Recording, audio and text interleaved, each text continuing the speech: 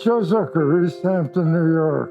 Well, it's been a long relationship because I had a show at the Parrish, in a one-man show of the 100-foot-long piece. And Donna DeSalvo, who was inheriting the curator's job at that time, did the show. And that's got to be not too many years after we moved out here in 1982. So I would guess that I met those shortly after Alicia Longwell, and when Klaus Curtis was an adjunct curator. That period, I'd say, the early 80s, mid 80s, very active in New York. So there was a lot of artists moving in and out of the Parrish. And I think the 80s is when I first went there. And over the years, done other things with the Parrish. And I've given some works to the museum. I put a lot of work into it. I looked at a lot of landscape paintings. The first row of things to look at were mostly seascapes. There was like 300 different horizon lines. So you can see how what I'm doing this time, how it relates to our situation. That's one of the reasons I chose the ocean or the ponds, because water is a key factor out here. You move to the Hamptons, you gotta buy a boat. If you can walk, you buy a boat. Anyway, I have a long relationship with the Parrish. And what I've chosen to do by bringing the 19th century into the picture is two things. One, give people a chance to see that the Parrish was a player and has phenomenal collections, Japanese prints and etchings, which people should look at. So I went to something I'm sure is appropriate, revealing the works of people who haven't seen it in years.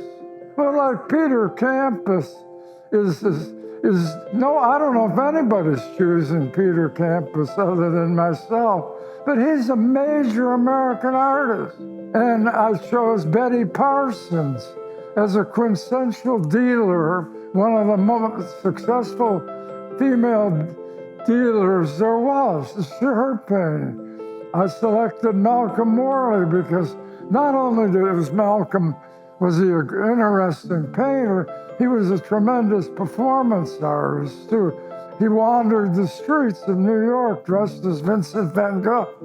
I chose two Japanese prints. Hello, flatness, 20th century American art. It's gotta be flat. Here you are. I think there's Winslow Homer, the quintessential watercolor painter of the 20th century. It doesn't matter that it's only this big because I'm dealing with 60 feet of space. And I want that space. That's a very difficult space.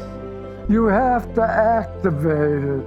If you're gonna put like historical works there, you need something to say, hey baby, I'm over here, zone red. Why would you do that? Well, the burlap, I think the burlap, it's from the past, and I thought it would activate that wall is a problem because it's so narrow. You can't put, I figured that if it's red, it'll draw people. It'll be here, the red, and people will see it and know, what is that? Why is that wall red? And if you're putting paintings that are hard to see, or you want to come up, you have to do something. So that's one of the reasons I put red on it. Red is also, it's lively. There's people I know that I picked that are the museum quality etchings. Process, which I'm involved in, the art of making art. Some of these works are involved in that. The etching is, as you have it in your museum, is a lost art. These things are phenomenal, these black and white etchings.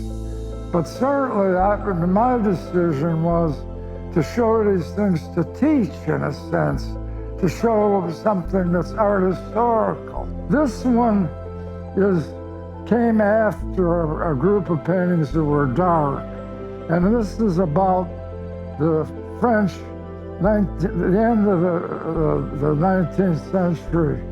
You had the flags and the blowing in the wind and colorful, positive subject matter, the humor. I mean, the bottom of this painting are the sharks. And that's how I numbered the paintings, is by using a shark fin. Because I was here, this is also, it's about the water. There's tremendous amounts of water to deal with. And in the 19th century, there was artists like Prendergast that came here. I probably have painted as many marine paintings as anybody in the last 25 years. I think the issue here was to make good for the parish. Partly it's about, not about how cool the art is. I mean, it's about bringing to life that this museum's been functioning so long. And like so many museums, you don't see these things. Well, I think that what's happening in the art world is an opportunity for the parish to deal with some active things. I think that's, a museum is about art history. Galleries are about making money. And I think that this is just a chance to start with what's going on today. You know, who was left in the past and didn't get shows, now should be getting them.